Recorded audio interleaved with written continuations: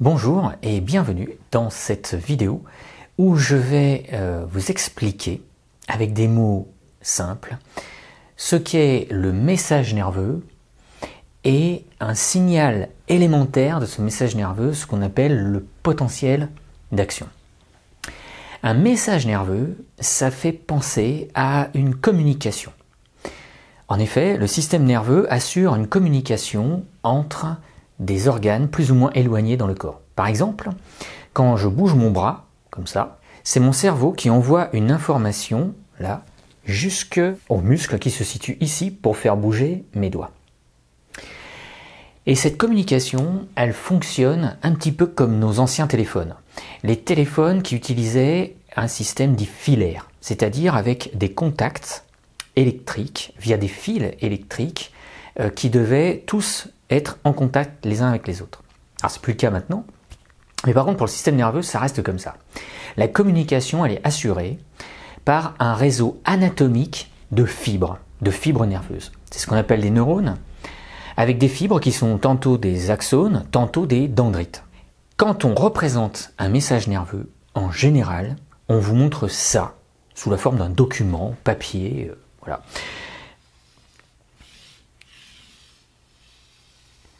Quelque chose comme ça. Ça, on vous dit que c'est un potentiel d'action et c'est ça le signal élémentaire d'un message nerveux. Alors, qu'est-ce que ça veut dire qu'un signal élémentaire? Ça veut dire qu'un message nerveux, généralement, n'est pas constitué que d'un seul potentiel d'action, mais de plusieurs. Alors maintenant, je vous représente un véritable message nerveux, comme ça.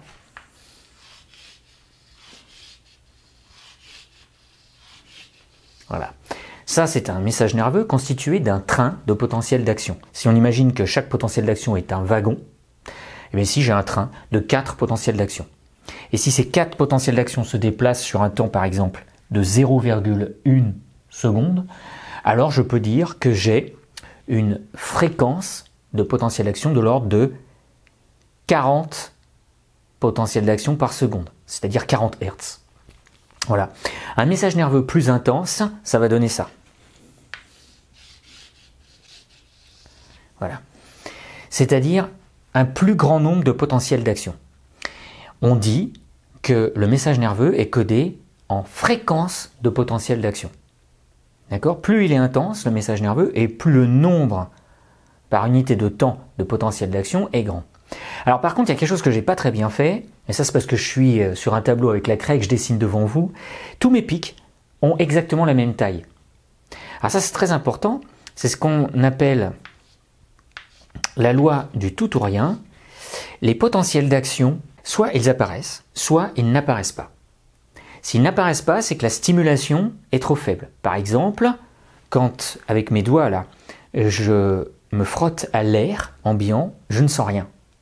Parce que les contacts entre les molécules d'air et la peau là, sont trop faibles en termes de pression là, pour que je le ressente. Du coup, il y a bien quelque chose, il y a bien un contact là. Si je ne le ressens pas dans mon cerveau, c'est que les stimulations sont sous un seuil nécessaire à l'activation du neurone et à la création d'un message nerveux. Donc, tous mes pics ont la même taille au fait, parce que soit j'en ai pas, mais soit j'en ai, et si j'en ai, c'est toujours les mêmes. En l'occurrence, on dit que l'amplitude d'un potentiel d'action, c'est la partie qui est vers le haut comme ça, elle est de l'ordre de 100 mV. Et c'est le cas pour tous ces pics-là. Ils ont tous une amplitude de 100 mV, là aussi. Et voilà. Je suis rentré dans le fond du problème. Qu'est-ce que c'est que ces pics-là? Eh bien, ces pics, en réalité, sont des signaux électriques qui sont visibles et uniquement visibles sur l'écran d'un oscilloscope. Du coup, si je veux vous expliquer ce que c'est que ça, il faut prendre un oscilloscope, regarder ce que c'est vraiment, allons au lycée, c'est parti, je vous montre ça. L'oscilloscope, c'est en gros un voltmètre qui permet d'observer sur un écran des courants électriques, des tensions en réalité, en volts ou en millivolts, mais au cours du temps. C'est pour ça qu'il faut considérer sur cet écran deux axes. Sur l'axe des ordonnées, ici, on a des millivolts, c'est-à-dire une différence de potentiel entre deux électrodes qui communiquent chacune avec des plaques qui se situent une au-dessus, là, et une en dessous, là. Ces deux plaques, celle du dessus et celle du dessous, peuvent avoir une polarité différente, par exemple celle-ci chargée positivement, celle-ci chargée négativement, et ça va avoir une influence sur le tracé du graphique. Le deuxième axe, c'est l'axe du temps. En effet, on a ici un spot d'électrons qui se déplace de gauche à droite, et donc on peut avoir un signal qui évolue au cours du temps.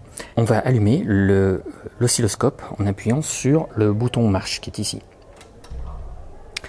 Et là, vous allez voir qu'il faut un certain temps avant que le signal n'apparaisse. En effet, il y a derrière l'oscilloscope, là-bas dans le fond, un canon à électrons qui projette des électrons sur l'écran. Ces électrons sont déplacés de gauche à droite par deux plaques qui se situent là-bas derrière et qui permettent d'obtenir un faisceau de gauche à droite.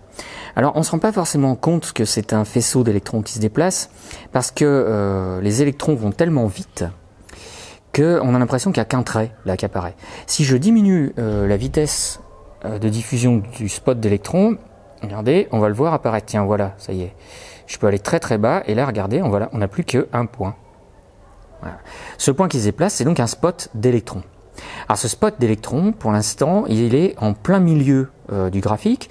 Ça veut dire qu'il est attiré ni par le haut, ni par le bas. Donc il est à 0 millivolts. Pour l'instant, je n'ai pas de courant. C'est normal parce que j'ai rien branché sur les voies là. Alors ce que je vais faire maintenant, c'est que je vais prendre ici des câbles électriques là et je vais brancher. J'ai branché ici une voie avec deux fils, un fil noir et un fil rouge. Et donc je vais pouvoir faire circuler un courant entre ces deux fils. D'accord ? Ce qu'on fait quand on s'intéresse aux neurones, c'est qu'on prend un axone et on pose une des électrodes sur la surface de l'axone et l'autre, on la plante à l'intérieur de l'axone. Alors ça, je ne peux pas le faire là ici parce que j'ai pas le matériel nécessaire, mais si je le fais, je pose celle-là en surface et je mets celle-ci à l'intérieur de l'axone, voilà ce que j'obtiens là. Alors je vais tricher un peu pour l'obtenir, mais en gros, j'ai ça. Voilà. C'est-à-dire que le spot d'électrons est attiré vers le bas. Ça veut dire par la plaque qui se trouve tout en bas. Or, cette plaque qui est là tout en bas, elle est reliée à ce fil noir, c'est-à-dire à la surface de l'axone. On en déduit que la surface de l'axone est chargée positivement. Oui, en effet, les charges plus, là, attirent le spot d'électrons qui est négatif. Au contraire, l'électrode rouge qui est à l'intérieur de l'axone, celle-ci est chargée négativement puisque la plaque qui est là repousse le faisceau d'électrons vers le bas et donc cette plaque est chargée négativement.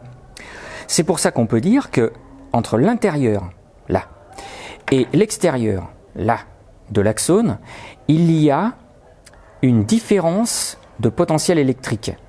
Une polarité, pôle moins dedans, pôle plus dehors. Et ça, c'est au repos, c'est avant que le message électrique ait lieu. Maintenant, vous avez mieux compris ce que c'est qu'un oscilloscope. Vous allez donc pouvoir comprendre ce que c'est qu'un potentiel d'action. Ici, là, ce qu'on a, c'est un signal qui apparaît sur un écran d'oscilloscope que je vous dessine maintenant comme ça. Voilà. L'écran de l'oscilloscope, c'est une zone quadrillée, là. Et ici, je vais indiquer le 0 volt en tension. Et on voit que ce 0 volt ne correspond pas au signal que j'ai au départ, là, ni à la fin de mon signal, là. D'accord ? Alors, qu'est-ce que ça signifie ? Ça signifie qu'au repos, avant d'enregistrer un signal de type potentiel d'action, la fibre nerveuse, elle est déjà polarisée. La polarité d'une fibre nerveuse, là, elle est de 70 millivolts en dessous de 0, c'est-à-dire moins 70 millivolts. Qu'est-ce que ça veut dire physiquement ? Ça veut dire physiquement que la fibre nerveuse, si je la représente ici, avec l'intérieur de l'axone là et l'extérieur de l'axone ici, et là la membrane plasmique, eh bien cette fibre a une polarité entre l'intérieur et l'extérieur. En effet, je peux dire qu'à l'intérieur, j'ai des charges négatives et à l'extérieur, j'ai des charges positives. Pourquoi je peux dire ça? Parce que, comme je vous l'ai expliqué sur l'oscilloscope, si je plante une électrode ici, à l'intérieur de la fibre, je sais que cette électrode, elle est reliée à la plaque qui se situe au-dessus de l'écran de l'oscilloscope. Au contraire, l'extérieur de l'axone, là, le dessus de la membrane plasmique, cette électrode est reliée à la plaque qui se situe sous l'écran de l'oscilloscope. Et donc cette plaque, je vois qu'elle a attiré le faisceau d'électrons. Or, je sais qu'un faisceau d'électrons est négatif, parce qu'un électron c'est négatif. Si le faisceau d'électrons descend vers le bas, c'est donc que cette plaque, elle est positive, alors que cette plaque, elle est négative. Si cette plaque est positive et celle-ci est négative, ça veut dire que l'intérieur de l'axone est chargé négativement par rapport à l'extérieur qui est chargé positivement. Voilà. Donc ce que j'ai dessiné en haut, je peux le dessiner en bas, comme ça. Voilà. Et je pourrais le dessiner sur toute la membrane plasmique, là. Mais pour la clarté du dessin, on ne le représente qu'au-dessus et en dessous. Bien. Alors ça, c'est la situation de départ. C'est une situation dite au repos. C'est pour ça qu'on l'appelle, ça, le potentiel de repos, qui se trouve ici. Là, au début du dessin. D'accord? Et à la fin aussi. Maintenant, ce pic-là, ce qu'on appelle le potentiel d'action, très clairement, ça correspond à une inversion de la polarité de la membrane. Ça veut dire que le pôle plus devient moins et que le pôle moins devient plus. J'ai une inversion de la polarité puisque mon spot d'électrons, d'un coup, est attiré par la plaque du haut, qui donc est devenue plus, et repoussé par la plaque du bas, qui est donc devenue moins. Autrement dit, sur mon axone, j'ai bien une inversion des charges, c'est-à-dire que l'intérieur est devenu plus et l'extérieur est devenu moins. Et voilà, c'est ça. Ce qui se passe à l'intérieur de la fibre se traduit sur l'écran de l'oscilloscope sous la forme d'un pic. Comme la polarité a changé ici, on dit que cette partie-là du potentiel d'action, c'est une dépolarisation. Le phénomène est très bref, il s'inverse quasiment immédiatement après. On dit qu'on repolarise ensuite, c'est-à-dire qu'on revient à la situation initiale. D'accord? Et voilà ce que c'est qu'un potentiel d'action. En réalité, un potentiel d'action, c'est le déplacement des charges de part et d'autre de la membrane. Des charges plus rentrent à l'intérieur de l'axone, et du coup, l'intérieur devient plus positif que l'extérieur. Bien. Allons un peu plus loin. Qu'est-ce que ça signifie ça, sur un plan physiologique? Ça signifie qu'on crée un courant électrique. Oui, parce que quand on fait ça, voilà ce qui se passe. Je mets ici des charges plus à côté de charges moins. Immédiatement, je crée un champ électrique avec le déplacement du courant dans ce sens, du plus vers le moins. Autrement dit, je provoque le déplacement du potentiel d'action vers la droite. Et de proche en proche, je n'arrête pas donc d'avancer dans un sens. Vous pourriez me dire, ah oui mais on peut aller dans l'autre sens aussi, on peut aller vers la gauche, là. Si j'imagine que mon potentiel d'action se déplace comme ça. Eh bien non, je ne reviens pas en arrière. Pourquoi? Tout simplement parce que le courant ne peut pas revenir là. Parce que quand la membrane plasmique a été excitée une fois, elle reste insensible aux variations électriques pendant un tout petit délai. En effet, après le potentiel d'action, je vois que j'ai une espèce de descente vers le bas du potentiel. On appelle ça une hyperpolarisation. D'accord ? Ça, c'est ce qu'on appelle aussi la période réfractaire, c'est-à-dire un petit moment pendant lequel une membrane ne peut plus être excitée. Et donc, mon potentiel d'action, s'il avance comme ça, il ne peut qu'aller dans ce sens, de proche en proche. À quelle vitesse? Eh bien, c'est de l'ordre de 10 à 100 mètres par seconde. Regardez, je vais bouger, hop, vous avez vu la rapidité? La communication nerveuse, typiquement, elle est rapide, contrairement aux communications de type hormonal, par exemple. Voilà, j'espère qu'avec tout ça, vous aurez compris ce que c'est qu'un potentiel d'action, élément d'un message nerveux qui est de nature électrique à l'échelle des fibres nerveuses. Je vous remercie de m'avoir suivi et je vous dis à bientôt.